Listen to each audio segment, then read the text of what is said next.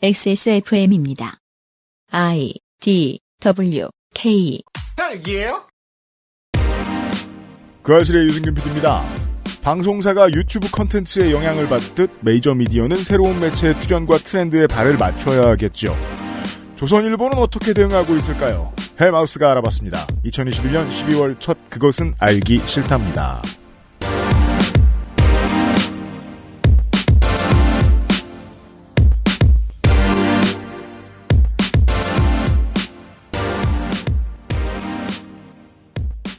지구상의 청취자 여러분 잘 지내셨나요? 그것은 알기 싫다 440회 목요일 순서를 시작합니다. 2021년 12월 첫날 한국시간 오후에 업데이트 됩니다.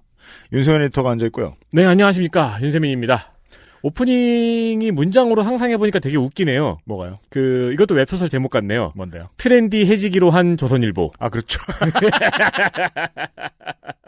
그게 옛날에는 웹소설 제목 짓기 되게 쉬울 거라고 생각했거든요. 네. 막 갖다 붙이면 된다고? 근데 저더러 지어보라 그러면 그렇게 못 지을 것 같아요. 아니, 되게 엄청 읽어보고 싶지 않아요?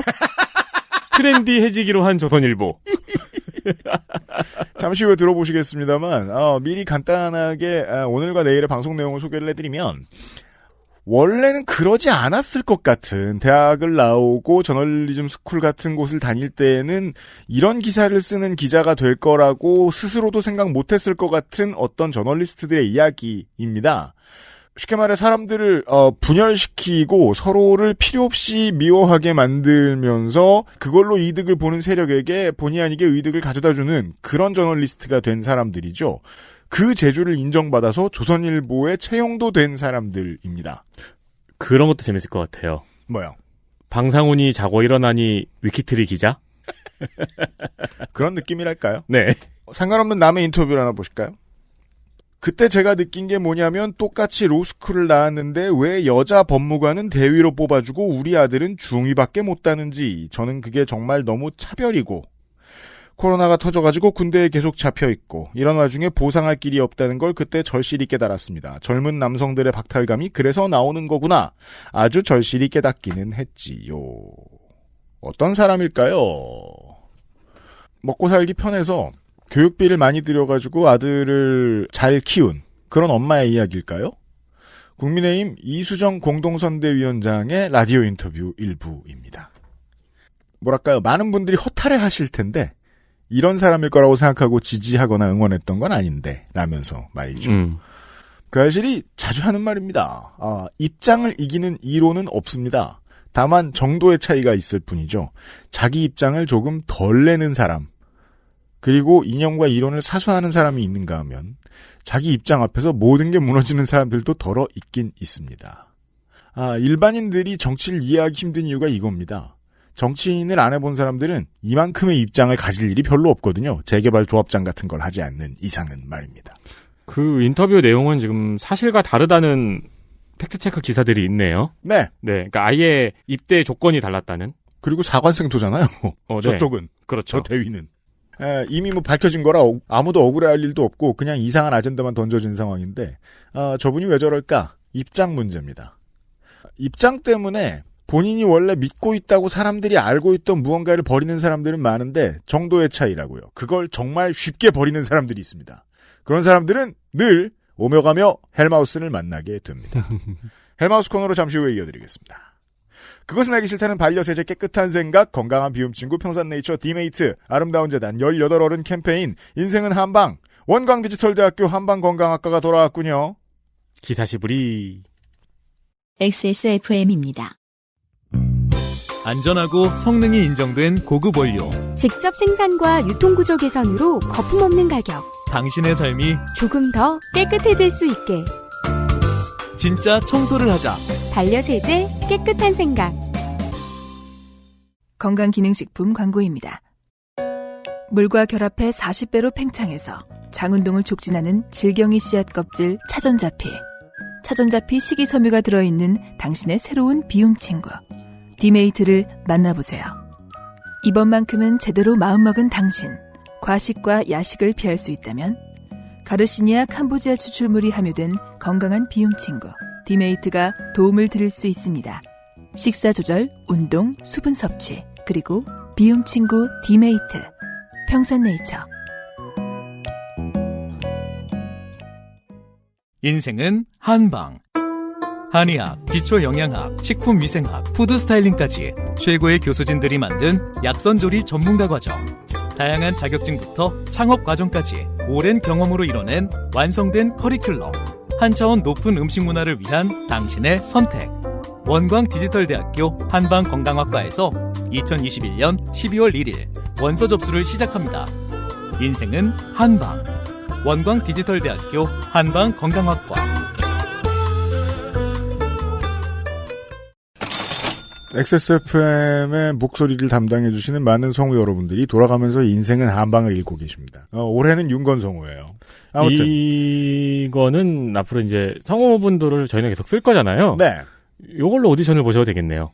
자, 원광디지털대학교 한방건강학과 광고가 오랜만에 돌아왔습니다. 입학철이에요. 그렇습니다. 이맘때쯤 되면 돌아오는 이유가 원서 접수 기간이라서입니다. 어제부터네요. 어제부터 원서 접수가 시작이 되어서 내년 1월 11일까지 원서 접수를 받습니다. 40일간입니다. 그렇습니다. 한방건강학과는 한약과 음식을 다스리는 약선 전문가 육성 교과 과정입니다. 자연건강학 분야 국내 최고의 교과 과정이라고 자부합니다.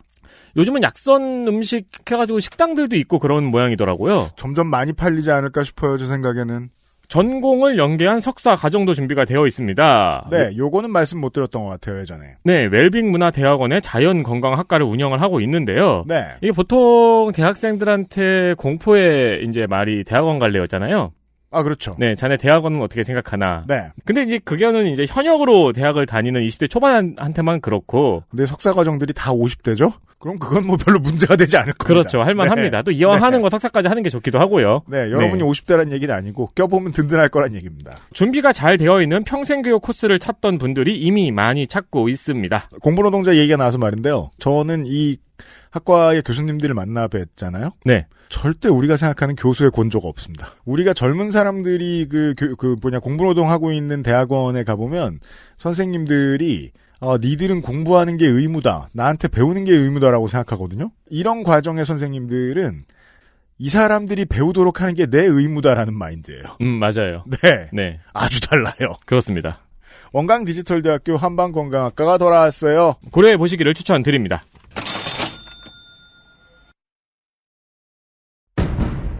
헬로 동지들, 가짜뉴스를 헬로보내 헬마우스입니다. 모멸감을 주고 모욕감을 주고 치가 떨리게 하는 거 거짓말 좀 하지 말란 말이야. 이 새끼야 대단한 얘기가 아니에요. 가짜뉴스 만드는 유포자수는 너무 많고 그 새끼는 아무렇게나 만들어도 다 퍼뜨려주고 저 오물들을 치우려면 누군가는 오물통 속에 뛰어들어서 그 오물을 뒤집었을 각오냐. 가짜뉴스 확인 과정. 헬마우스 코너. 팟캐스트 에디션. 2021년 마지막 헬마우스 코너입니다. 헬마우스님이 오셨습니다. 어서 오십시오. 안녕하세요, 헬마우스입니다. 선물을 받았어요. 미세스 헬마우스께서 뜨개질한 모자를 주셨는데, 매우 예쁘고 전 참 좋은데, 네. 우리 요파 씨를 듣는 분들이 참고하시라고 말씀드리면, 뜨개질 선물은 자기 마음에 안 들지라도, 마음은 무조건 전달됩니다. 아, 그렇죠. 그러니까 사람의 말을 조심해야 되는 게 요파시에서 뜨개질 선물 부담스러워서 어떻게 받냐고 그 얘기를 한참 하셨거든요. 근데 지금 전혀 부담스럽지 않아요. 되게 기분 좋아요. 네. 이게 인생이 이런 거예요. 마음을 주고받으면서 살아갑니다. 네. 그리고 이제 저희 그 아내가 벌써 이제 전문 뜨개러가 된 지가 꽤 세월이 흘렀기 때문에 네. 이 사람들이, 그러니까 이분들이 그걸 알아요. 상대가 상당히 부담스럽고 네. 본인이 원하는 컬러가 아니거나 본인은 좀 피부가 민감해서 뭐 니팅한 제품이 안 맞거나 이런 분들이 있는데 네. 그런 분들이 받았을 때 굉장히 부담스러워한다는 걸 알기 때문에 그래서 이제 뜨개러들은 어떻게 하느냐 물어보지 않고 뜹니다. 상대의 의도를 미리 확인하지 않아요. 네. 어떤 색이 좋겠니? 뭐 혹은 뭐 어떤 디자인 좋겠니? 혹은 내가 이걸 준비를 하고 있는데 뭐 준비를 해보려면 이런 거 안 해요. 네. 일단 뜬 다음에 넘겨주는 방식으로 지금 이 선물이 구성이 돼 있다. 이 모든 선물하는 사람의 특권 중에 하나예요. 세상에서 가장 기분 나쁘지 않은 권력적 우위 중에 하나입니다. 받는 사람이 무얼 받으면 적당히 좋아하고 대충 쓸지에 대해서 예상하는 권력. 네. 근데 이게 좀 권력이 센 게 예를 들어 친구 생일 선물로 화장실 방향제를 줬으면은 뭐 이런 걸 사왔어라고 할 수 있는데 그렇죠. 화장실 방향제를 담을 수 있는 주머니를 뜨개질을 해서 줬으면은 뭐 이런 걸 떠서라는 말을 못 하거든요. 못하죠. 네. 그러니까 저는 이 점이 삶의 되게 즐거운 지점이라고 말을 하고 싶은데 이런 것들을 경험하지 못하거나 이런 것들을 경험하는 걸 거부하는 사람들도 덜어 있습니다. 특히 시사에 관심 많은 사람들 중에 덜어 있습니다. 저한테 하실 말씀이신가요? 세상 사람들이 다 이제 그 피지배의 대상으로만 보이고. 그렇지, 그렇지. 그게 잘 안 되면 화가 나고. 그렇죠. 자주 삐지고. 그렇지. 예. 이런, 생각해보면 뜨개질과 가장 거리가 먼, 소인국을 탐방할 것입니다. 그렇죠. 이번 달에도. 생각해보면. 니팅의 KPI는 어느 정도 되느냐. 이런 것까지는. 생각해보면 되게 재밌는 시나리오인 게, 나를 경배하라, 내게 복종하라 했는데 이제 사람이 싫어 그러면은 분노하는 게 아니고 삐져요. 네. 삐져서 집에 가요. 그렇죠. 그리고 그렇죠. 그 다음 게시물을 올립니다. 네. 그렇죠. 네. 그런 세계입니다. 네. 이번 달의 아이템을 준비를 하면서 사실 좀 고심이 많았는데 네. 이제 어쨌든 올해 데미를 장식하는 거니까 저도 이제 거의 얼추 2년 정도 이제 그 아실에서 이제 준비를 하면서 네. 이제쯤에는 어떤 이야기를 저희 청취자분들과 나누면 좋을까라고 했는데 네.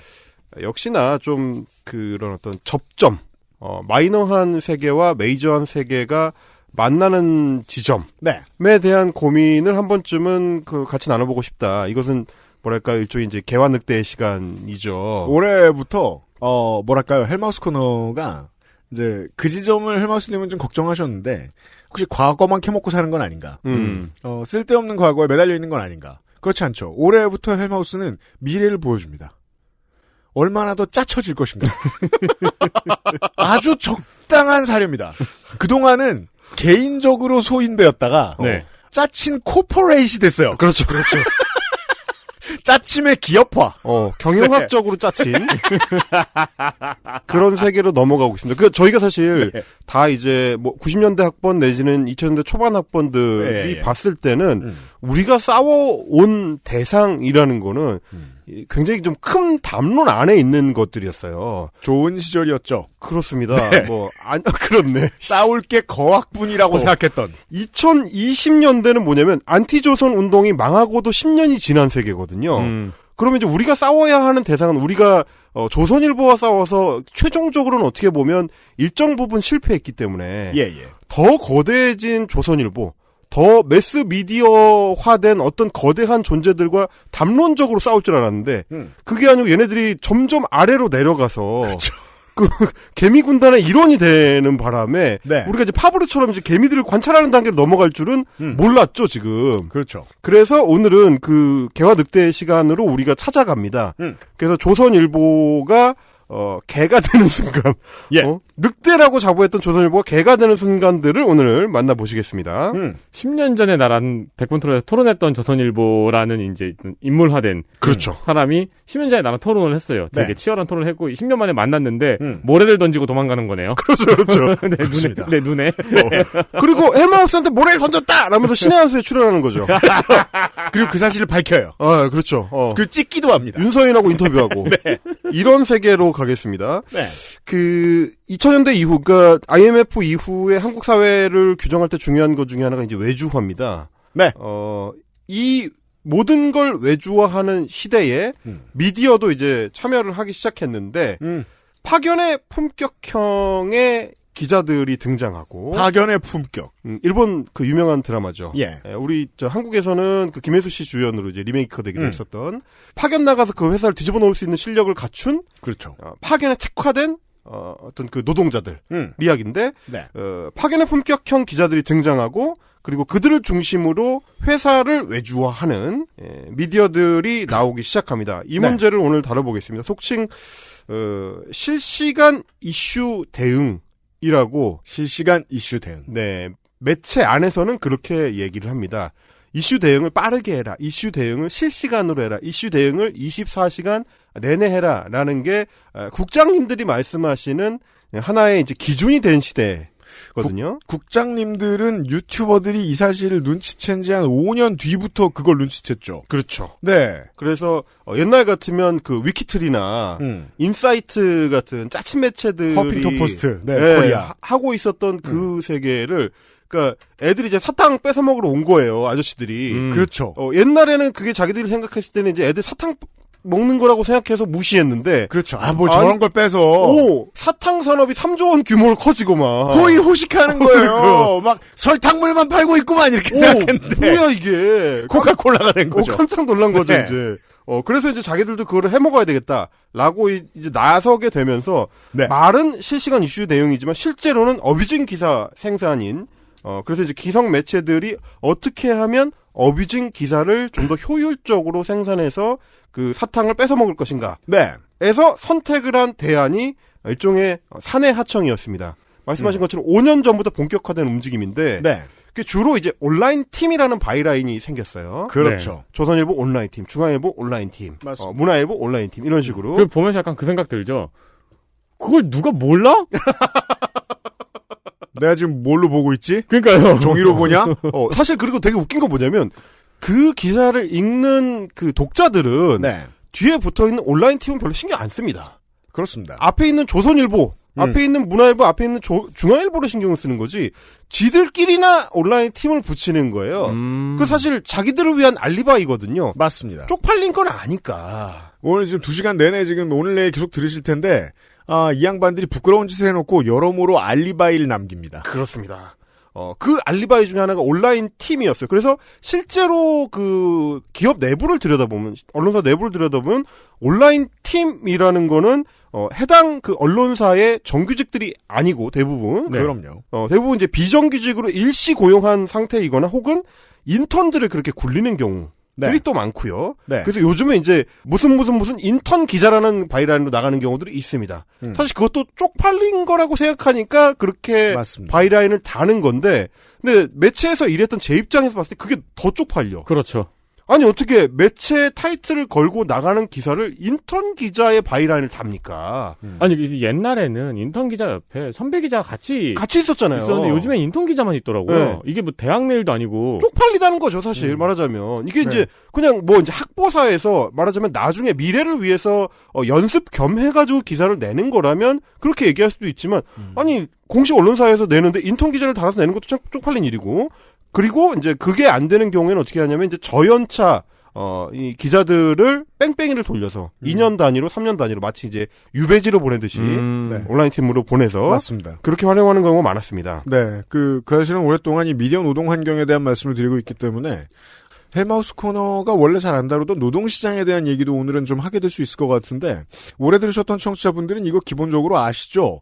마치 건설사 일을 하는 것처럼, 건설 노동을 하는 것처럼, 외주 전담 업체가 있고, 거기에 직접 고용이 된 것처럼 계약서상 써 있는 사람이 언론사에 파견됐는데 그 사무실이 꼭 언론사도 아니고, 그렇죠. 작은 컴퓨터 한 대가 있고 하루 종일 레카지스라고 우라카이를 계속 생산해내는 일을 하는데 그건 인턴이 하기도 하고 요즘 변화 중에 하나는 경력직을 모집한다고 해놓고 인턴 딱지를 붙여준 다음에 2년만 온라인 팀에서 일하고 그 다음에 바로 잘라버리는 패턴도 나왔습니다. 그렇습니다. 이쪽에 네. 업무할 사람들이 계속 필요하다는 뜻입니다.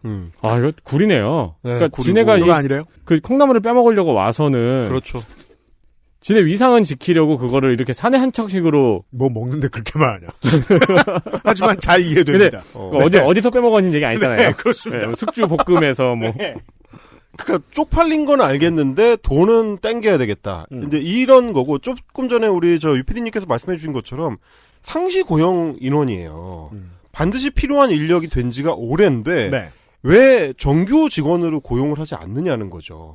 하다못해 제대로 된 계약서라도 있으면 다행인데 안 그런 경우가 또 상당 부분이고 그렇습니다. 이런 것들을 좀 같이 봐야 될 것 같은데 다만 이제 오늘의 그 대상인 조선일보로 좁혀보면 네. 조선일보 같은 경우는 전문화된 온라인 팀을 굴렸습니다. 그 당시에 이제 그 팀 이름이 724팀입니다. 영어식으로 표현하면 247이죠. 247이죠. 24/7이죠. 그렇습니다. 일주일 내내 24시간 돌아가는 이슈 대응팀이다. 야, 정말 조선일보의 어느 국장님 대가리에서 나왔는지. 너 이 자식아. 네. 그래. 724팀. 어느 날 세븐일레븐에 들어갔다가 갑자기 생각이 난 거죠. 그러니까요. 그리고 아직까지 근데 왜 11이지 하고 있을 거예요 아마. 24시간 시키면 될 거 아니야. 그러니까. 진짜 이런 식입니다. 자. 그래서 원래 724팀이 이전에는 이제 조선닷컴이라고 이제 바이라인 달고 다니던 시절도 있었는데 맞습니다. 원래 조선일보가 온라인 대응 이슈 대응을 이제 초기부터 굉장히 적극적으로 해왔기 때문에 네. 효율적으로 잘 굴리는 걸로 유명했어요.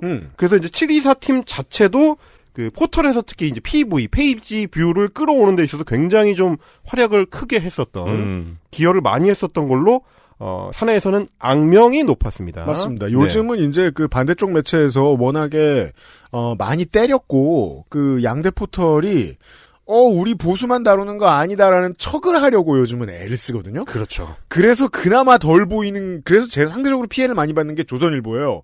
그래서 좀 덜 보셨다 느낄 수도 있는데, 조선일보의 PB팀은 정말 잘했습니다. 그렇습니다. 네.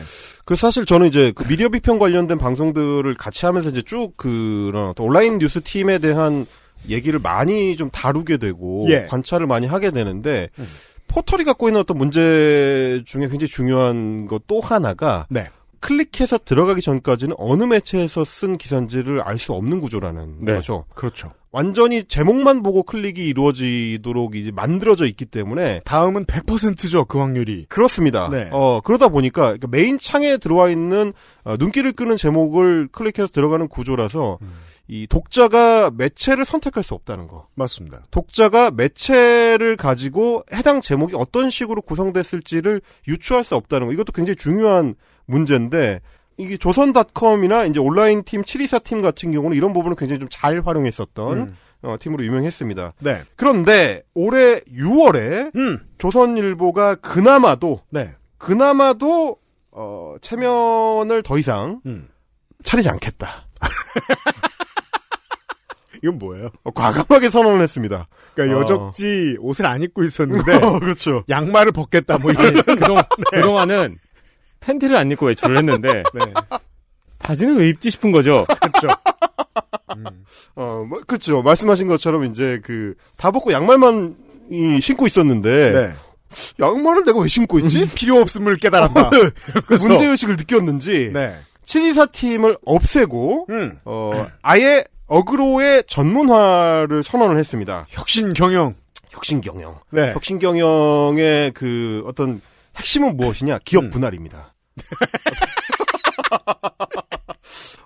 LG가 배터리 사업부를 분리해서 별도 상장을 하듯이 그렇게 이제 분리를 했습니다. 그래서 온라인 대응만을 하는 자회사 조선 조선 NS를 법인화해가지고 출범을 했습니다. 독립 출범을 시키는 건데 저는 처음에 조선 NS라 가지고 여기서 많이 들어본 장면인데 이거. NS 윤지밖에 생각이 안 나는데. 네, 이거 아이돌 NS 윤지. 아니면 처음에는 저는 NH 농협 뭐 이런 느낌인가? 근데 보니까 연락 단순해. 조선 뉴스 서비스. 그러니까 조선 NS가 뉴스 서비스입니다. 네. 그래서 이 회사는 대표만 조선일보 출신, 조선일보 기자 출신, 정규직 기자 출신인 장상진 기자가 대표를 맡았고. 운명이 재밌죠. 이 사람이 지금 이제 얼마 전에 많이 유명해졌던 이름 뉴스버스라는 매체의 이진동 대표. 이 사람 조선일보 출신이죠. 이 사람이 조선일보에 있을 때 냈던 가장 큰 특종 중에 하나가 변양균 신정아 건입니다. 이걸 두 사람이 취재했어요. 장상진.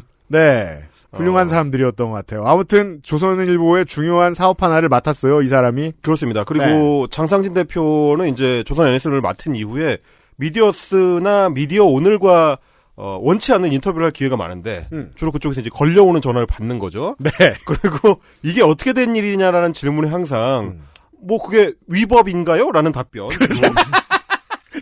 미디어 오늘에 전화 올 때의 답변 패턴이 있죠, 로봇 같은. 항상 패턴인데 이분이 특히 좀 두드러집니다. 그러니까 사례를 넣으세요, 괄호가 문제인가요? 라고 하면 되는 거예요. 불법은 아니잖아요? 라는 식의 답변을 굉장히 자주 하시는 걸로 저는 아주 인상적으로 보고 있습니다. 그죠. 그래서 아마 이제 장상진 기자를 조선 NS의 대표로 선정을 할 때 조선일보 쪽에서는 탱킹을 굉장히 중요한 어떤 요소로. 탱커다.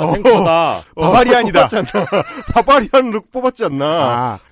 특별한 마법은 없는데 잘 버틴다. 맷집이 좋다. HP가 높다. 그렇죠. 이런 정도로 이제 볼 수 있을 것 같습니다. 그러면서 장상진만 조선일보 정규직 출신이고 나머지 조선 NS의 인력은 다 새로 뽑았습니다. 이 회사 너무 궁금해요. 정규직이 몇 명일지. 한 명 아닐까 싶어요. 거기까지는 확인을 못했네. 근데 뽑아온 면면을 보면 나름 그 처우를 조금 보장해줘야 될 것 같은 분들이 있어서 이제 선수들을 만나보죠. 네, 선수들을 만나보면 그렇게 간단하지 않아 보입니다. 그러니까 그동안 각 매체에서 맹활약을 하고 있었던 프로 선수들. 아, 진짜요? 사실상 FA급에 준하는. 그러니까 내가 다음이나 네이버에서 랜덤하게 어떤 기사를 눌렀는데 아침에 보고 점심에 밥이 안 넘어가. 그렇습니다. 그런 선수들. 그 기사들. 내가 10개 기사를 클릭했는데 반드시 이 사람 중에 한 명을 만나게 되는. 네, 국민들 밥을 못 먹게 하는. 그러니까 제가 맨날 얘기하는 거예요. 메시지가 이상하면 메신저를 의심하는 게 속이 좁아서 그런 게 아니고요. 여기가 필드이기 때문입니다. 필드가 있고 선수들이 있잖아요. 근데 스탯과 기록을 왜 안 봐요? 그렇죠. 왜냐하면 얘네들은 보고 있잖아요. 지금도 여러분들 다음이나 네이버의 뉴스 스탠드 말고 그냥 골라주는 뉴스 보시면 읽을 때마다 이 사람 지난달 혹은 지난주에 봤던 기자 이름인데 싶은 사람도 있을 겁니다. 네. 그런 선수들은 관심 있게 지켜보셔야 돼요. 왜? 조선일보가 제일 관심 있게 봅니다. 이런 선수들은. 저도 아주 관심 있게 보는데. 저도 아주 관심 있게 봐요. 네. 그러니까 포털이 지금 뉴스 서비스를 굉장히 개선을 많이 하면서 가시성이나 이제 투명성을 높여왔어요. 그동안 꾸준히. 그래서 일테면 제공하는 서비스 중에 하나가 이제 해당 기자를 클릭하면 기자의 페이지로 들어가게 돼 있죠. 그쵸. 그래서 기자가 보통 어떤 기사를 썼었는지 한 번에 모아볼 수가 있습니다. 네이버는 기자 인사말 같은 것도 나오고요. 그렇습니다. 여러분이 그래서 네이버 뉴스를 보시다가 아니 도대체 이딴 기사는 어떤 새끼가 쓴 거야? 라는 궁금증에 기자 이름을 클릭을 해서 들어갔을 때 라는 깨달음을 얻게 된다면 그렇죠. 여러분은 이분들 중에 한 분을 만난 겁니다. 그런 적이 있습니다. 라는 그 감탄사를 연발하게 하는 드림팀. 드림팀. 그렇습니다.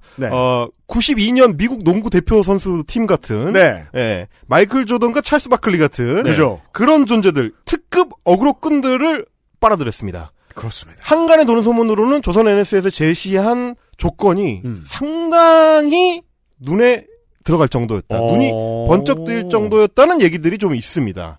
이 특급 선수들을 빨아들이기 위해서.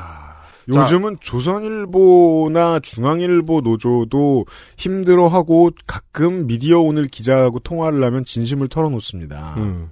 나랑 급이 비슷한 줄 알았던 내 친구들에 비해서 우리 업계에 남아있는 우리의 연봉 수준이 너무 늦게 오른다. 조선일보도 그런 걱정을 합니다. 조선일보 직원들. 그렇죠. 줄 사정이 안 되기 때문이라는 걸 제가 알거든요. 근데도 불구하고 주머니를 털었다. 그러면 저는 지금 대충 얼마인지 예상이 돼서 사실 좀 아는 게 있고 해서 근데 너무 대단한 것 같아요. 와 이걸 줄 수 있구나. 이런 사람들한테는 그렇죠. 조선일보의 경영학적인 판단이 들어간 거죠. 요거는 우리의 이 앞으로의 캐시카우다. 그렇죠. 이런 판단이 들어간 건데 채용 공고가 굉장히 인상적입니다. 출입처에 묶이지 않고 실시간 화제의 이슈를 자유롭게 취재해 쓰고 싶은 인재. 틀린 말은 없어요. 틀린 말은 없지만 하나하나 묶어보면 되게 이상하죠. 출입처에 묶이지 않고 자, 출입처가 회사는 신경 쓰지 않는다. 출입처에 묶이지 않는다는 얘기는 얘기는 자기 전문 분야가 없다는 얘기입니다. 일단. 맞습니다. 되는 건 다 쓴다. 일단 이게 1차적인 거고. 출입하지 않는다는 뜻이죠. 그렇죠. 화제의 이슈를 자유롭게 취재해. 데스킹 없다는 그렇죠. 소리죠. 그리고 실시간 화제 이슈라는 건 뭐냐면 실시간으로 조회수를 땡길 만한 실시간 화제 검색어 그죠. 위주로 이제 어그로를 끌어. 요런 거다. 그리고 또 하나는 이겁니다. 가짜 뉴스가 아닌 진짜 팩트를 발굴해 쓰고 싶은 인재라고 했는데 이건 도대체 무슨 의도로 집어넣은 건지 잘 모르겠습니다. 그러니까 그렇다고 스스로를 믿을 정도로 두꺼운 철판. 이런 제한입니다. 그게 과연 작동하고 있는 건지는 잠시 후에 저희가 같이 살펴보겠습니다. 자, 그래서 한 번쯤 이름을 들어본 기자들이 합류를 했습니다. 이가영 중앙일보 출신이고요. 김명일 한경닷컴 출신인데 제가 사실 이전에 가장 즐겨 관찰하던 분이 이제 김명일 기자. 이분 NS에 가서도 맹활약을 하고 계십니다. 그렇습니다. 국민일보의 문지연 기자가 이쪽으로 합류를 했고 그리고 오늘의 주인공 중에 한 분인 매일신문의 최현민 기자도 합류를 했습니다. 이 사람들이 합류하기 이전부터 미디어 오늘에서 굉장히 주시하고 있었어요. 누가 합류할 건지 하마평이 있다. 마치 김종인 선대위에 누가 들어가는지를 궁금해하듯이 이 사람 들어가나? 이 사람 들어가나? 하면서 굉장히 궁금해했는데 미디어 오늘 굉장히 관심 기자 중에 한 명이었던 그 남 기자의 체얼리즘. 그 남 기자님은 남영도 기자. 남영도 기자는 합류를 안 했습니다. 요렇게 이제 보시면 어떤 분들이 합류하고 어떤 분들이 합류를 안 했는지 좀 아실 수가 있습니다. 그래서 이렇게 각 포털에서 한 칼 하던 어그로 장인들을 가지고 팀을 하나 꾸렸습니다. 네. 97년 SK가 아니고 현대 유니콘스 같은. 네, 죄송합니다. 현대 유니콘스. 현대 유니콘스 같은. 이게 뭐 올타임으로 말하면 1927년에 양키스 타선을 왜 살인 타선이라고 부르잖아요. 그렇죠, 그렇죠. Murderous Row. 대단합니다. 팀 타율 3할 9리 뭐 이런.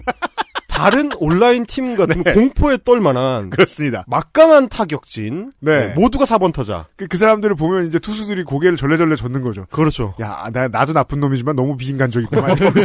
던질 데가 없어. 못해 먹겠네. 네. 이런 수준이라서 미디어 오늘의 한 줄 평이 아주 인상적입니다. 이들은 포털 전송 기사 노출 빈도수가 월등히 많고 네. 온라인 이슈 대응에 강점을 가졌다는 특징이 있다. 이게 이제 익숙하지 않으시면 저게 기자로서의 가치를 높이 살리리야 하고 얼굴을 찌푸리시는 분들이 있을 겁니다. 왜냐하면 저널리즘의 원칙과는 상관이 없을 뿐더러 오히려 원칙에 먼 이야기이기 때문입니다. 하지만 그렇죠. 우리는 당장 재작년을 기억을 합니다. 인국공 아싸 개꿀 가짜 기사 쓴 기자 뉴스원에서 표창받았잖아요. 그렇죠. 언론사들의 분위기는 정반대입니다. 좋아해요. 노출이 된 것도 아이고 내 새끼 잘했네. 그렇죠, 그렇죠. 인데 개어그로를 끌어? 아니 어떻게 애초에 언론사에 조회수를 가지고 상을 주는 게 있습니까? 그래서 미래를 예측할 수 있습니다. 이 어그로꾼들, 그러니까 우리 초등학생 청취자 여러분 잘 들으세요. 여러분들이 이미 전 국민을 몇 번 낚아봤다. 여러분들이 갈 길은 보수 언론입니다. 이제는 FA 취급을 받을 수도 있다는 거예요. 그렇죠, 그렇죠. 조선 NS의 이 고용 패턴은 그런 걸 알려줍니다. 네. 대학교 어렵게 들어가가지고 저널리즘 스쿨 또 몇 년 있고 돈 다 쓰고 난 다음에 30 돼가지고 겨우 들어가서 맞는 물론 높은 초봉입니다만 그 높은 초봉의 2배를 받을 수도 있어요. 어그로만 잘 끌면 됩니다. 그래서 하여튼 저는 이 드림팀을 보면서 이제 뭐 또 한 갈래를 좀 연상을 했는데 뭡니까? 연예인 파파라치의 종가로 꼽히는 게 제가 지난주에 잠깐 소개해드렸죠. 이 매체가 어떤 매체인지 아셔야 된다고. 스포츠 서울입니다. 네. 전통의 명가입니다. 전통의 네. 명가. 스포츠지가 원래 연예인 파파라치를 많이 하지만 그 중에서도 유명했던 게 이제 스포츠 서울인데 네. 그 스포츠 서울 출신들이 회사를 나와서 차린 매체가 디스패치고요. 그렇죠. 일진들이죠. 말하자면 이제 조선 NS 같은 존재입니다. 독립해가지고 따로 차린 거고 내부에서 일테면 사내벤처처럼 꾸려낸 게 그렇죠. 더 팩트입니다. 그렇죠. 더 팩트가 요즘 여러분께서 포털을 통해서 접하시는 이 정도까지 한다고 싶은 사진 기사들. 김혜경 씨 아닌 사람 김혜경 씨라고 부른 매체가 여기죠. 그게 여기입니다. 네. 그리고 제가 사실 더 팩트의 어떤 그 가능성. 싹수를 미리 봐뒀다. 그 노란 싹수를 미리 봤던 게 지난 6월에 윤석열 지금은 대선 후보지만 그 당시에는 실업자. 네. 전 검찰총장이 출마 선언을 정치 선언을 하기 직전에 윤봉길 기념관을 하기 직전에 네. 전날 일요일에 등산복 탈레탈레 입고 옆에는 강원도에서 그 건설 사업하는 어떤 황 사장님의 네. 아드님을 대동을 하고 윤봉길 기념관을 이제 순시를 한 적이 있어요. 네, 네. 동네 아저씨가 이제 등산 마치고 마치 막걸리 사 먹으러 가는 맞습니다. 풍경처럼 그 사진을 찍은 게 완전 파파라치 샷이거든요. 아무도 못 찍었고 걔네만 찍었습니다. 네. 왜냐면 아무도 그걸 찍을 생각을 안 하니까. 그걸 왜 찍습니까? 딱히 애초에? 찍을 필요가 그걸 없거든요. 왜 찍어요 도대체. 네. 네. 무슨 이게 연예인이 공연장 미리 보러 오는 걸 또 안 찍잖아요. 네. 그것도 아니고 정치인이 내일 내가 연설할 장소를 산책하러 나왔는데 그걸 왜 찍었는지 모르겠지만 하여튼 그게 특종이 됐습니다. 네. 그걸 했던 게 더 팩트고 그 행태를 보면서 제가 좀 신기해가지고 이제 업계에 좀 물어봤어요. 이건 도대체 어떻게 찍은 거냐. 이 윤석열의 이걸 찍을 수 있었던 비결이 뭐냐. 처음에는 저는 윤석열 측에서 흘려줬나? 이걸 의심을 했어요. 네네. 누가 알겠어. 윤석열이 그날 오후에 윤봉길 기념관에 미리 방문을 해가지고 한 바퀴 돌아볼 거라는 거. 그런데 흘렸다면 이재용 빨간 자켓처럼 네.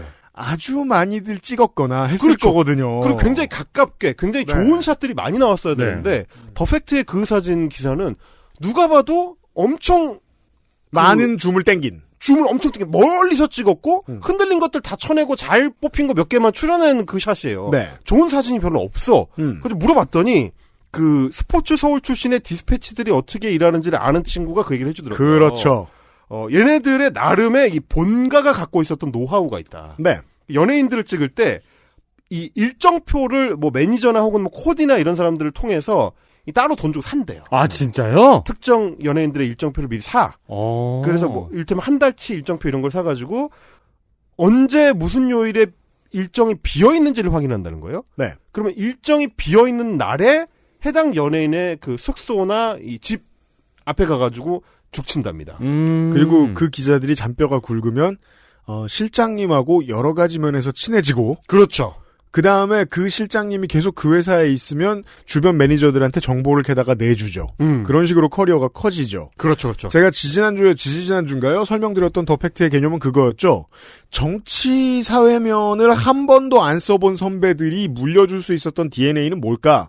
파파라치밖에 없다. 그렇죠. 네. 그래서 찾아간 다음에 그래서 맥락은 없는데 찍긴 어려운 사진을 만들어낼 수 있던 겁니다. 그러니까 그 일정이 비는 날에 해당 연예인과 관련이 있는 다른 누군가가 그 건물에 들어간다면 특종이 나오는데 네. 그걸 찍으려면 안 들켜야 되니까 1km 정도 떨어진 거리에서 와. 초망원 렌즈로 촬영을 하는데 와. 거기에 투입되는 인력이 대부분 인턴 기자들 그리고 4-5명씩을 붙인다는 거예요. 예. 어차피 인턴 기자들의 인건비가 싸니까 대량으로 그냥 투입해서 걔네들 좀 지치면 다른 애들로 또 바꾸고 네. 이런 식으로 마치 공장을 운영하듯이 파파라치 샷을 찍어낸다는 건데 그 노하우를 그대로 정치권에 대입을 한 게 더 팩트입니다. 그렇죠. 왜냐하면 정치는 모르겠거든. 사진은 찍을 줄 알아. 그렇죠. 네. 그러니까 김혜경 씨 사진 같은 게 튀어나오는 거예요. 네. 마치 연예인을 촬영한 것처럼 이제 나오는 건데. 그리고 사실 이거 민주당은 혹은 캠프 내부에서 깊숙한 곳에서도 이걸 굳이 꺼내면 민망하니까 말을 안 하는 건데 사실은 이런 곳들의 파파라치가 이렇게 움직인다는 걸 알고 속였다고 봐야 되는 게 맞다고 생각합니다. 저는. 그렇죠. 네. 그렇죠. 네. 그래서 이게 이제 당해봐라 이놈들아. 저는 이제 스캐빈저 저널리즘이라고 하는데 하여튼 긁어먹는 어떤 존재들인 건데 네.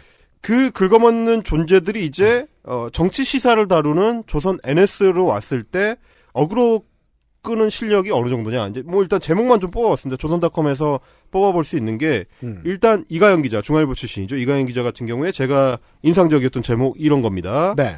왜 이렇게 살쪘어? 회초리로 직원 엉덩이 때린 치과 의사. 대법 성희롱. 사실 제가 이걸 이제 뭐 형사 사건이죠. 형사 사건이고 네, 그렇죠. 이제 성희롱 사건에 대한 대법원의 판결이 나온 내용을 다루는 건데 그러면 제일 중요한 건 그 점점점 뒤에 있는 5글자 대법 성희롱이 핵심이잖아요. 그렇죠. 네. 대법이 성희롱 판결을 내렸다가 핵심인 건데 그건 이제 뒤로 짜지고 그렇죠. 어그로만 남겼죠. 제목에는. 앞에 발고를 해가지고 왜 이렇게 살쪘어가 제일 먼저 나오는 거예요. 그러니까 이게 그 본능이잖아요. 본능. 제목 짓기 본능. 아 기가 막히다. 역시. 야, 이게 옛날에는 제가 처음에 20살이 될 때만 해도 이게 제주가 아니었어요. 이게 제주인 곳은 한두 군데 정도 있었던 것 같아요. 기껏해야 여기 지금 나온 스포츠 서울. 그게 아니면 언론사들은 이렇게 할 필요가 없었잖아요. 네. 그렇죠. 그래서 아주 싸구려 제주로 무슨 에로 영화 만드는 프로덕션에서 제목 짓는 일. 이런 데나 쓰이던 제주입니다. 돈도 못 받던 제주입니다. 근데 지금은 조선일보에서 비싼 연봉을 받습니다. 이 기자의 기사 제목들을 보면 정치적인 의도는 없는데 제목 짓는 기술만 대단합니다. 대단합니다. 네.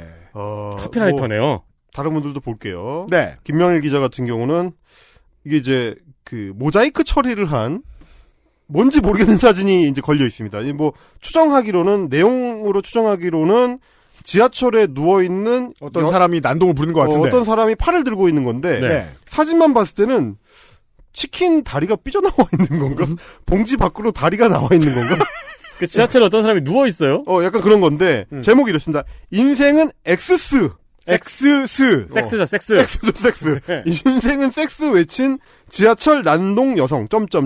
성인 잡지 맥심서 공개 섭외 이렇게 돼 있습니다. 그럼 플스는 아니네요. 확실히. 아직도 구하기가 힘드니까. 하여튼 어쨌든 눈길 확 끄는 거는 성공을 한 거고. 네. 자 문지연 기자 같은 경우는 이런 내용입니다. 나 귀 한쪽이 안 들려. 극단 선택 간호사의 한 달 전 메시지 이렇게 돼 있습니다. 제목만으로 우리는 알 수 있죠.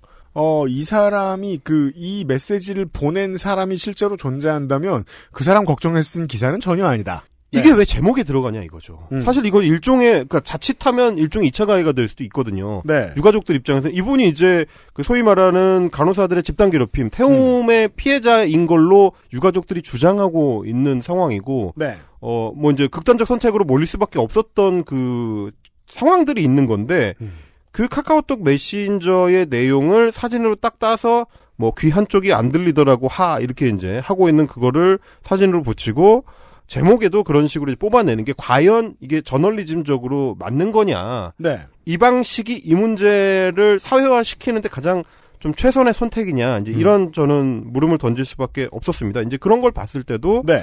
조선 NS가 추구하는 방향이 뭔지. 조선 NS가 뉴스 소스 혹은 그 소재를 어떤 식으로 다루고 그걸로 뭘 하고 싶어 하는지가 좀 보이는 거고요. 조선은 일단 그렇게 결론 낸 것 같아요. 확실히 이거는 아직까지는 사람의 재주를 써야 된다. 재주 있는 사람을 끌어와야 된다. 너네들이 뭐 돈으로 얘기해볼까요? 3천만 원짜리 기자 10명을 데려다가 걔네들이 일주일에 하나씩 어그로를 끈다. 그게 좋아? 아니면 돈을 많이 주고 쓸 때마다 개 어그로를 끌고 2차 가해를 일삼는 놈이 들어오는 게 좋아? 당연히 후자죠. 그렇죠. 그리고 후자가 있어야지 또 그 밑에 또 걸출한 제목 짓는 사람들이 태어나죠. 그렇죠. 네. 네. 그게 전문화되는 과정이니까요. 네. 토양이 되겠죠. 그리고 효과는 엄청났습니다. 효과는 강력했다. 효과는 강력했다. XSFM입니다. 딸기예요?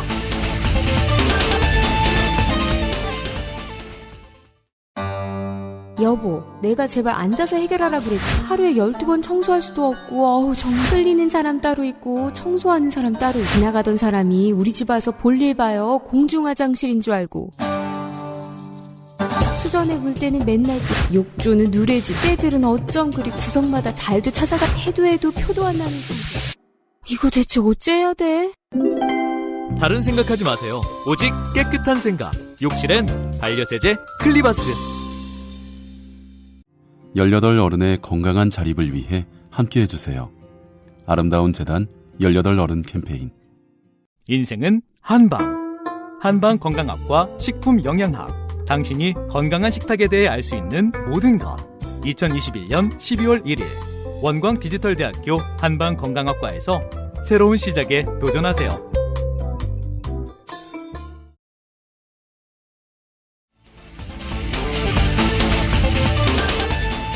딸기예요? 자, 조선일보 노보에서 분석을 했습니다. 조선 NS의 출범 이후에 조선닷컴에서 조선닷컴과 뭐 네이버 같은 포털 이런 데서 이제 기사의 클릭수 PV가 엄청나게 늘어났다는 건데 매주 집계되는 조선닷컴과 네이버 합산 클릭수 출범 첫 주, 그러니까 6월 말에서 7월 4일까지 14.7%가 일단 출범하자마자 늘어났습니다. 네. 그리고 둘째 주에는 7월 5일부터 7월 11일까지 둘째 주에는 다시 거기서 14.1%가 늘어났습니다. 돈 쓴 거보다 많이 번 거죠, 이러면. 그러니까 시작하자마자 일단 30% 늘어나고 시작한 거죠. 네. 이거 뭐 해결사들이 왔네요. 그러니까. 그쵸. 얼마나 국장님 입장에서는, 얼마나 장상진 대표님 입장에서는 뿌듯하겠습니까? 와, 신나죠. 30%가 그냥 회사 분리시켜서 선수들 투입했더니 바로 한 달도 안 걸리고 2주 만에 30%가 PV가 뛴다. 회사에 큰 소리 뻥뻥 칠 수 있죠. 이게 되는 겁니다. 네. 그래서 네이버 뉴스의 그 첫 화면, 조선일보 이제 그 매체별 페이지가 있지 않습니까? 네. 매체별 페이지에 기사를 6개를 걸 수 있는데, 메인에다가 6개 중에 평균 3개, 많게는 4개에서 5개가 조선 NS의 기사로 채워지는 어마어마한 현상이 벌어지고 있다라는 겁니다. 이제는 조선도 밀어줘야죠, 더 팍팍. 잘하니까. 자, 그런데 이제 찾아보다 보면 이제 문제가 뭐냐면, 이 독립법인 조선 NS가 언론사가 아니라는 겁니다. 불법 영업이에요? 언론사가 아니에요.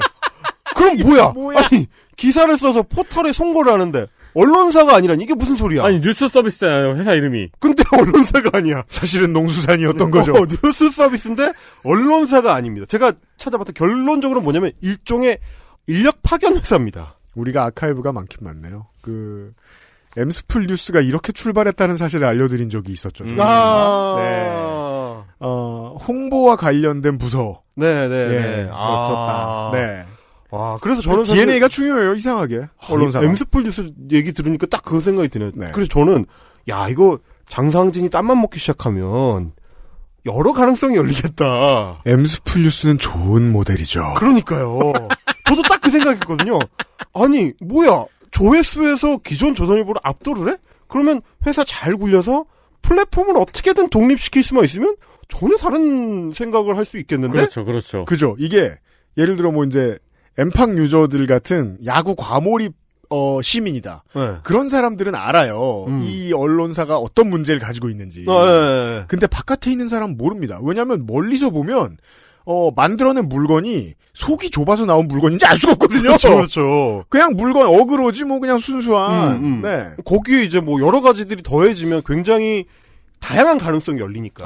그럼요. 그 언론인 나이 그 국장급 넘어간 언론인들은 독립 많이 합니다. 독립할 그럼요. 국리도 많이 하고요. 네. 그런 것처럼 지금 보니까 이제 법인 등록은 해놨는데 정기 간행물 등록을 안 했습니다. 그러니까 정기적으로 매체로서 이제 언론 간행물을 만들지 않는다는 얘기인데 등록을 안 했으니까. 네. 그러면 이제 기사가 조선일보를 통해서 조선닷컴에 게재가 되고 포털에 조선일보 타이틀을 달고 송고가 되긴 하지만 그렇죠. 실제로 이 기사에 대한 책임은 조선 NS가 지지 않는다는 겁니다. 아, 그러면 그냥 기사만 공급해주는 파이프라인인 거예요? 그렇습니다. 그러니까 일종의 인력 파견 회사라는 거죠. 거기에 따로 차린 회사가 기사를 생산해서 조선일보에 갖다가 파는 셈인 거죠.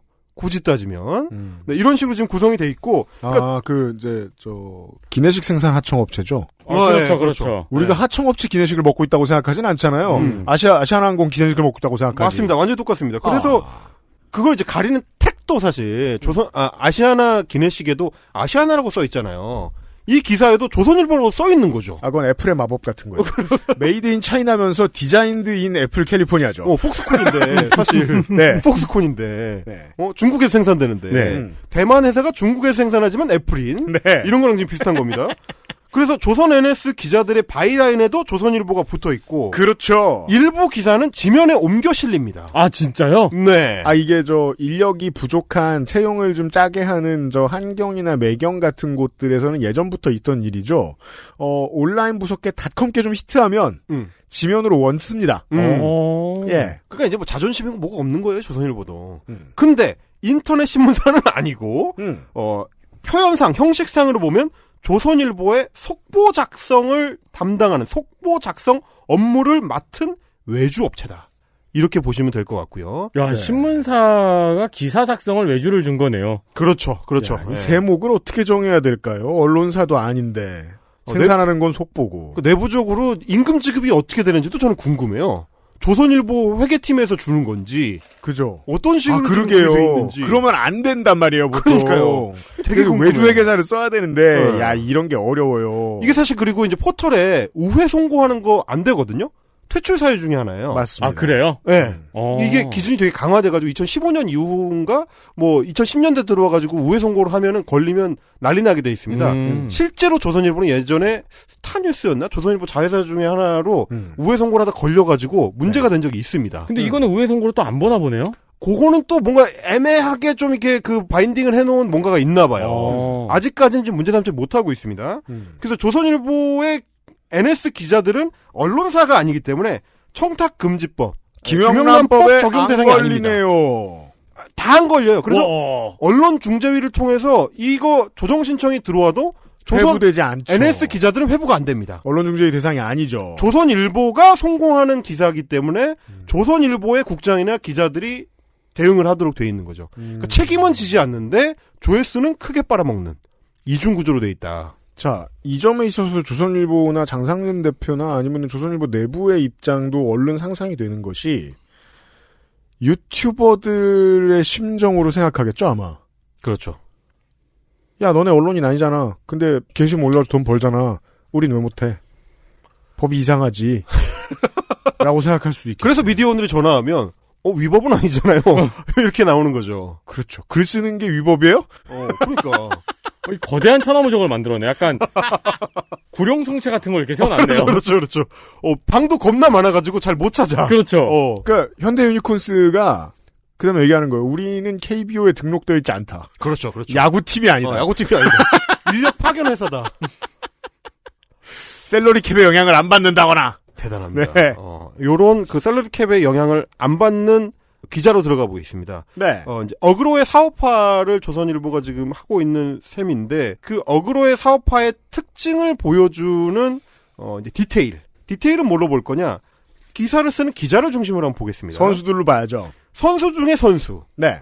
지금 제가 말씀을 드렸던 모든 선수 중에 특급 FA. 네. 말하자면 강민호입니다. 몇 년 전에 에이스예요. 에이스 중에 에이스. 네. 네. 포수하면 강민호. 네. 그 시절에 지금은 물론 양의지지만 양의지죠. 네. 10년 전에 강민호라고 치겠습니다. 네. 자, FA로 풀렸습니다. 그 최훈민이 이제 조선일보에 최훈민 기자라는 사람. 네. 들어가면서 그러니까 저는 이제 개인적으로 그 최훈민 기자의 특정 부분 굉장히 우수하게 평가합니다. 우수한 지점이 있습니다. 뭐냐면 포기를 잘 안 합니다.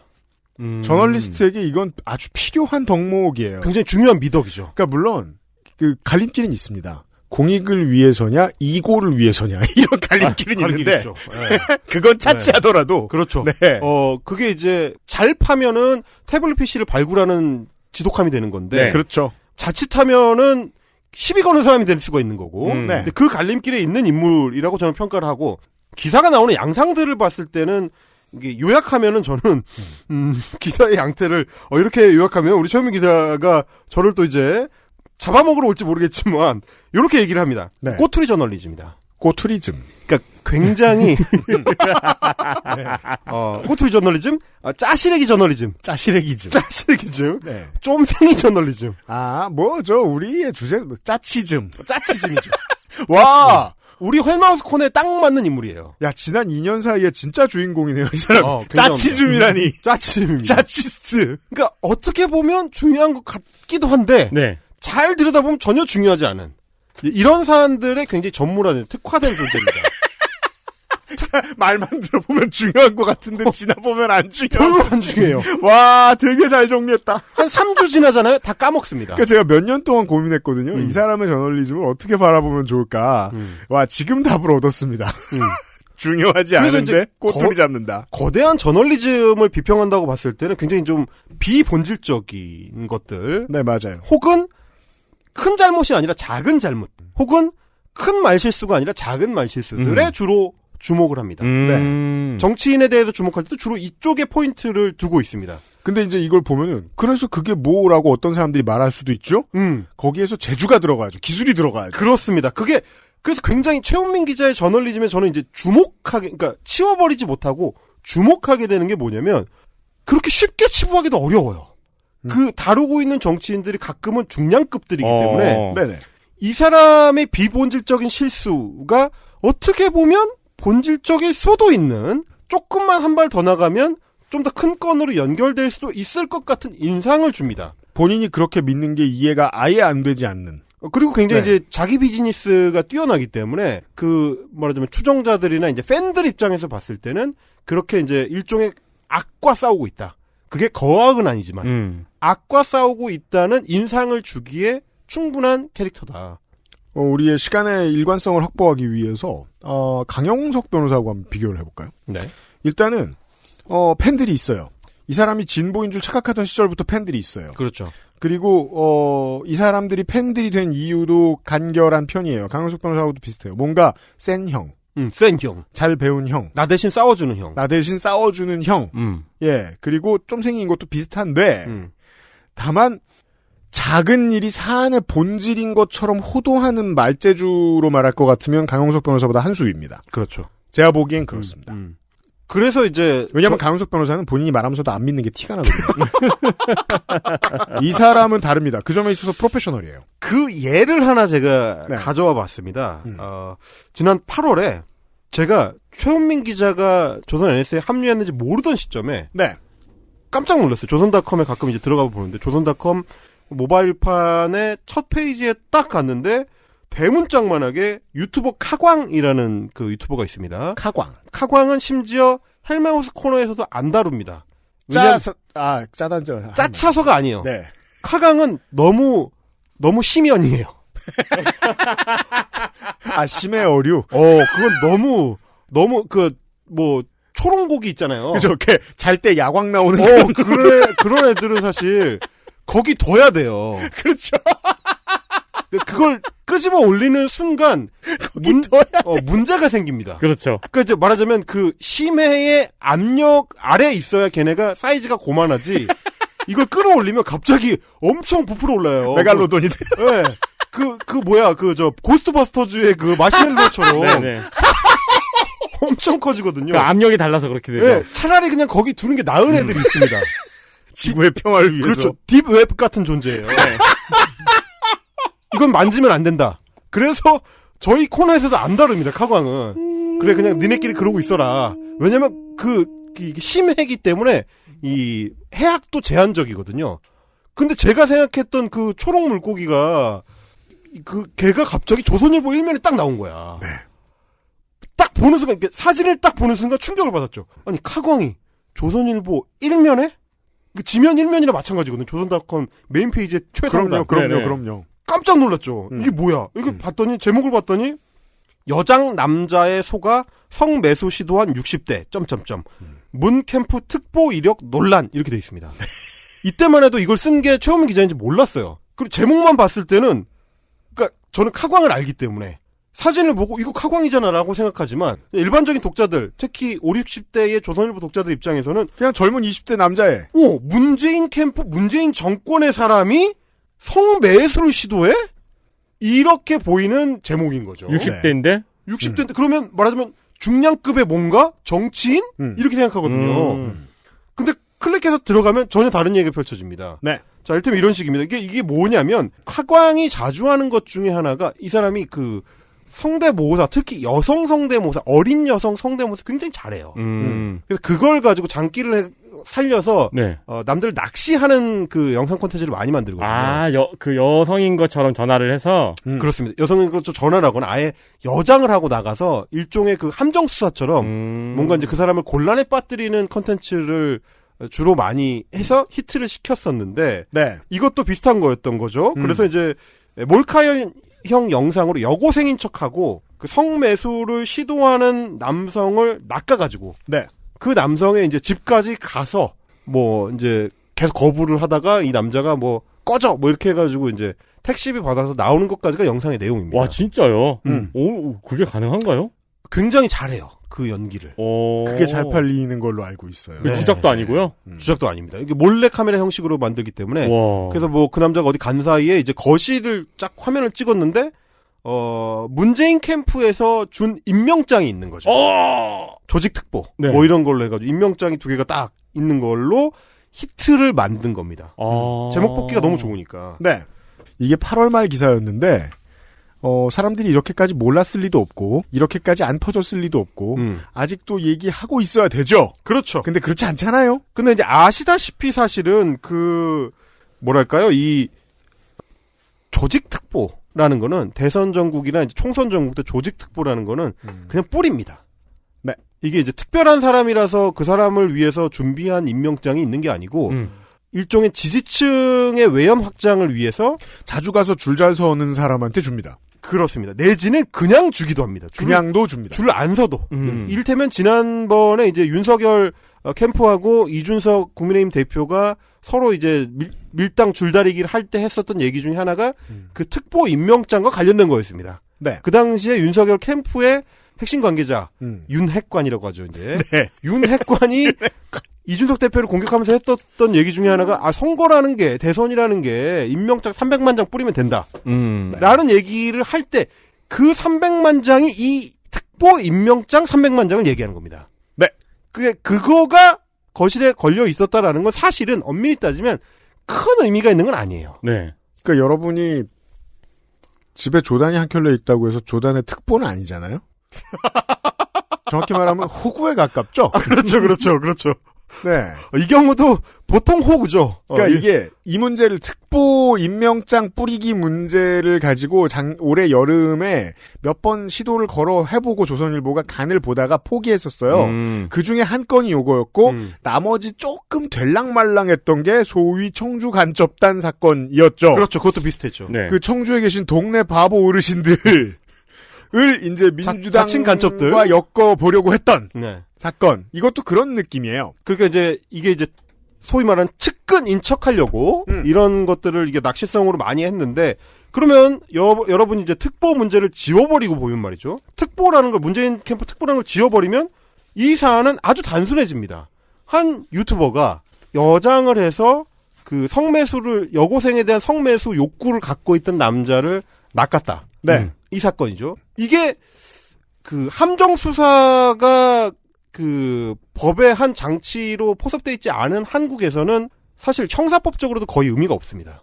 그러니까 이 남성이 일종의 함정 수사에 당해서 그 성매수를 시도한 거기 때문에 네네. 10대 여성에 대해서 실제 10대 여성이 아니고 함정 수사가 한국에서는 불법이기 때문에 네.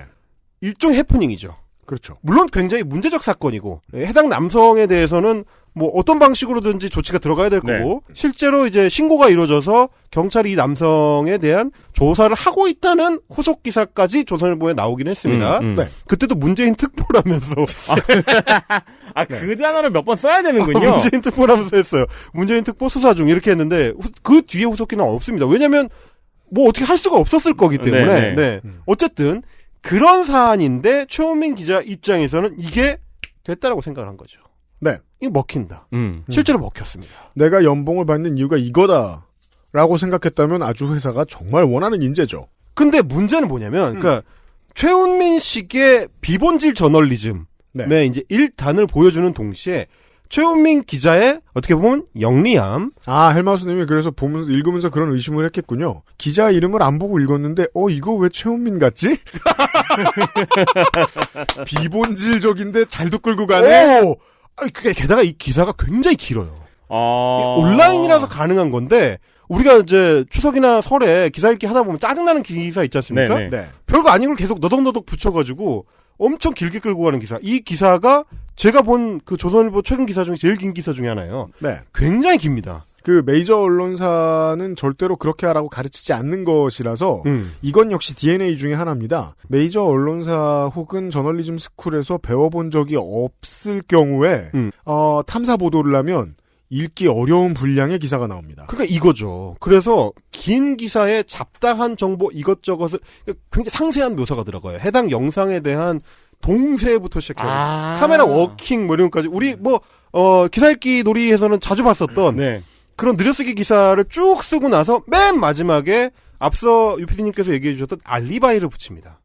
이 지점이 최훈민 기자 같은 말하자면 선수들의 어떤 특징 중에 하나. 제가 그걸 말씀해 어설픈 어뷰징을 못하는 거죠. 설명을 드릴 필요가 있는 게 긴 기사가 왜 적절치 않냐면 이건 국장 아니라 기자로서 처음에 입사했을 때 싸수들 제 나이보다 조금 어리거나 제 나이 또래쯤 됩니다. 그런 선배들도 가르쳐줍니다. 20대 기자들한테. 기사가 길다는 건 너무 사치스럽다는 거다. 근데 보통 그걸 이제 어떻게 해석할 수 있냐. 자기 이고를 못 이길 때 자기가 아는 모든 걸 다 늘어놓으려고 그런다. 그럴 때 긴 기사문이 나온다는 거예요. 그렇죠. 제가 이게 지금 이 설명 왜 드리고 싶었냐면 그 다음으로 말씀해 주실 것에 대한 부연 설명인데 이렇게 자기가 드러내고 싶은 게 많아서 긴 말을 쭉 해요. 그 다음에도 뒤에 꼭 붙이는 말이 있어요.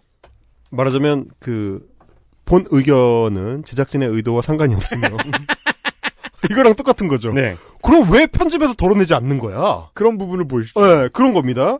뭐라고 맨 마지막에 붙여줬냐면 통상 대선 기간 후보들 캠프는 특보 임명장을 찍어 여러 사람에게 배포한다. 이 때문에 특보 개인의 비위를 후보나 정치인 개인과 연관지어 해석하는 건 무리라는 시각도 있다. 민주당 윤건영 의원은 최근 문재인 대통령 대선 특보단의 이른바 청주 간첩단 활동을 한 사람이 있었다는 야당의 비판에 대해 수십만에 이르는 특보를 청와대가 어떻게 다 책임지나라고 했다. 이게 기사의 마지막 대목입니다. 그러니까 지도 아는 거예요. 네. 지도 아는 거고, 그러니까 이 대목만 잘라서 보면 마치 최훈민 기자의 기사를 비판하는 미디어오늘 기사 같습니다. 자기 기사인데. 자기 기사예요, 자기 기사. 그러면 저는 궁금한 거죠. 아니, 이렇게 잘 아시면서 왜 그래요? 라고 그렇죠. 물어보지 않을 수가 없는 겁니다. 네. 이 발언은 제작진의 의도와는 관계없이 패널 개인의 의견임을 밝힙니다라는 거를 자막으로 달 거면 편집에서 드러내라는 거죠. 근데 우리 이거 너무 이제 익숙하잖아요, 사실. 지난 2년 내내 백신이 안 온다와 백신이 위험하다 기사를 너무 많이 봤잖아요. 네. 실제로 읽어보신 분들도 없을 거예요. 제목만 보면 짜증나서. 근데 읽어보면요. 다 뒤에 이런 면책조항 같은 것들이 써 있습니다. 보험사의 면책조항처럼. 조심해야 되고 백신 꼭 맞아야 되고 집에 좀 있어야 된다. 이게 왜 그러냐면 이제 이 조선 NS의 역량이 진짜 심상치 않다는 게 확인이 되는 게 요거랑 비슷하게 떠오르는 사건 중에 팬데믹 초기에 이제 청와대에서 그 마스크를 공급한 네. 업체가 있었어요. 네. 그 업체 사장이 숙명여고를 나왔다는 이유로 숙명여고를 나온 김종숙 여사랑 엮었던 사안이 있었어요. 있었어요. 맞아요. 약간 그 기사 김명일 기자네요. 역량이 있네. 확실하네요. 선수들. 진짜 선수들. 진짜 선수들. 공기 중에 XSFM입니다. 헬기예요? 퇴소하는 게 엄청 큰일일 거라고 생각했거든요. 근데 너무 아무렇지 않게 집이 바뀌어 있더라고요.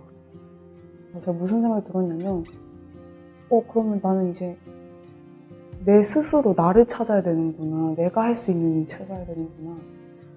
만 18세가 되면 보육원을 나와 자립 정착금 500만 원으로 자립해야 합니다. 이렇게 보호가 종료되는 아이들은 한 해 약 2,500명. 이들은 어떻게 살아가고 있을까요? 18 어른의 건강한 자립을 위해 함께해 주세요. 아름다운 재단 18 어른 캠페인. 건강기능식품 광고입니다. 다이어트는 선택일 뿐입니다. 하지만 시도한다면 실패하긴 싫은 당신. 건강한 비움 친구 디메이트를 고려하세요. 식사 조절, 운동, 수분 섭취, 그리고 비움 친구 디메이트. 평산네이처.